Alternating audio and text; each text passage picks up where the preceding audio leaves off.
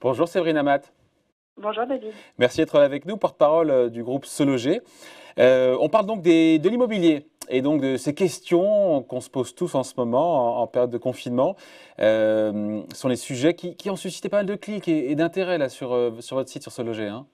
Oui, complètement. On a commencé à éditer des thèmes, des articles sur tous les conseils que l'on peut donner en cette période de confinement. Et on enregistre près de 47 articles qui ont traité du confinement et qui ont apporté un éclairage. Et on comptabilise aujourd'hui plus d'1 million de visites depuis le 16 mars. 1 million de visites, c'est ce que l'édito de Se Loger totalise sur un mois. Et là, en 15 jours, on est à des records de consultation. Bon, et finalement, On voit la puissance de l'information. Bon, et donc finalement, voilà, il y a les questions qu'on se pose tous, finalement qu'on soit propriétaire, locataire ou autre. Première question, évidemment, comment est-ce qu'on fait pour éviter de contaminer son logement? Mais j'ai envie de vous dire, Séverine, eh ben on sort pas, hein. On sort pas de chez soi, On non? sort pas. On sort pas, mais on voit que c'est un sujet qui suscite l'intérêt des internautes. 30 000 visites sur cette thématique. Alors les conseils clés, on en donne au moins 2. C'est d'attendre 3 heures pour déballer ses courses. Et oui, on va faire ses courses puis on attend, effectivement, parce qu'on sait que le Covid-19 peut survivre plusieurs heures sur différentes surfaces, et notamment 3 heures sur du plastique. Donc voilà, on prend des précautions complémentaires, surtout sur les produits surgelés ou les produits laitiers, qui ne peuvent pas attendre autant, à savoir 3 heures pour être mis dans le congélo. Donc là, on s'attache à désinfecter les emballages avant de les ranger en utilisant par exemple du gel hydroalcoolique, des lingettes désinfectantes ou encore de l'eau de javel, bien évidemment. Bon, et j'imagine que qu'est-ce qu'il y a d'autre? On aère chez soi, évidemment, non? Alors là, on préconise aussi, alors j'en En même rigole, temps, si on aère, le virus, il peut rentrer chez soi, non? oui, alors oui, non, alors ça on ne va pas le quantifier, malheureusement, voilà, mais il faut aérer. Enfin, vivre confiné, c'est vivre aéré au moins 10 minutes par jour et par pièce, c'est ce que l'on dit et c'est ce qu'on donne aussi comme conseil au travers de l'éditorial de Se Loger. Alors cette méthode, elle est simple, elle est gratuite et puis elle coûte un petit peu d'énergie, mais en ces temps de confinement, on a besoin de se dépenser aussi. Alors, deuxième sujet dans les questions qui reviennent souvent, c'est, ben oui, si on doit changer de lieu de confinement, est-ce qu'on peut changer de lieu de confinement? Je crois qu'au vu de ce que nous a dit Christophe Castaner et Édouard Philippe hier, non. Alors oui, puis au vu aussi de ce début de vacances en cette période de zone C, là, notamment sur Paris, c'est une question que peuvent se poser effectivement les internautes et pour lesquels ils suscitent et ils ont besoin d'informations. On voit 35 000 visites sur cette thématique. Eh bien, non, c'est formellement interdit de changer de lieu de confinement. On doit donc demeurer à l'endroit exact où on se trouve actuellement jusqu'à la levée du confinement. Alors, si on a quitté notre résidence habituelle il y a 2 semaines de ça, donc au début du confinement, et qu'on souhaite maintenant la regagner, là encore, on ne peut pas. Moyennant, sous peine d'avoir une amende de 135 €, on le martèle assez.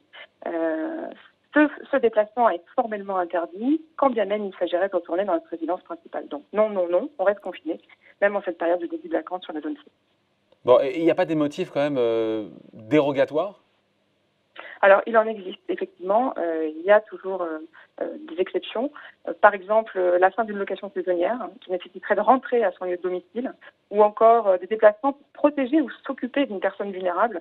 Ça, oui, c'est autorisé, notamment s'occuper de ses parents ou ses grands-parents ou encore des proches en situation de handicap.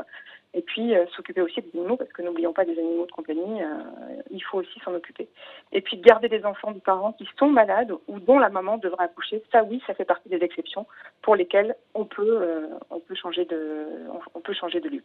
Tout ça avec une attestation, ouais, évidemment, qu'il faut avoir. Se munir d'une attestation de déplacement, effectivement. Bon, dernière question, parmi les questions, encore une fois, les plus regardées sur Se Loger, les locataires, évidemment, qui ont prévu de déménager. Là, on se dit, pour eux, c'est compliqué, on a donné son préavis, on est sur le bord de quitter son logement, qu'est-ce qui se passe?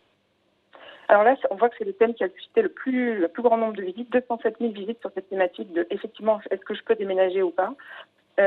Alors, il est interdit de recourir à un déménagement professionnel. Le Premier ministre l'a martelé et l'a répété longuement, mais il y a aussi des conditions qui peuvent faire exception.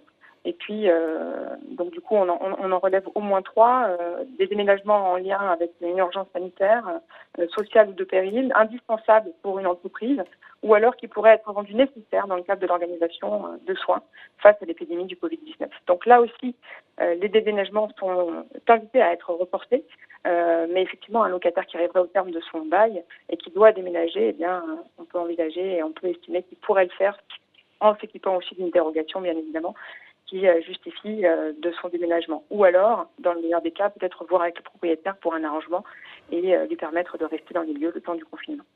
Pardon, j'ai une question, Séverine, là, qui est personnelle, mais je pense que je ne dois pas être la seule, enfin le seul à me la poser. Quand on va chez soi, on est confiné, on se dit, bah tiens, on met entre parenthèses, on en a parlé avec le patron de Century 21 quand il était là sur ce plateau, et Oui. qu'on a un projet immobilier, ça laisse du temps pour aller tapoter sur Se Loger, sur PAP, whatever, Le Bon Coin, c'est pas le sujet. Ça donne quoi en termes de visite, de trafic? Les gens ont vraiment mis entre parenthèses leur projet immobilier ou ça donne quoi? Alors, là, nous, on constate sur le site qu'effectivement, il y a une baisse de trafic, mais qui se généralise sur l'ensemble des sites, des réseaux et des autres portails. On enregistre entre moins 40, entre moins 20 et moins 40% de visites, mais on note une appétence pour l'estimation, c'est-à-dire qu'on note aussi d'autres comportements qui émergent, à savoir que les gens, effectivement, chez eux, et vendeurs de surpoids, qui étaient dans le projet de vendre un bien pour en acheter un autre, eh bien, sollicitent davantage les outils d'estimation.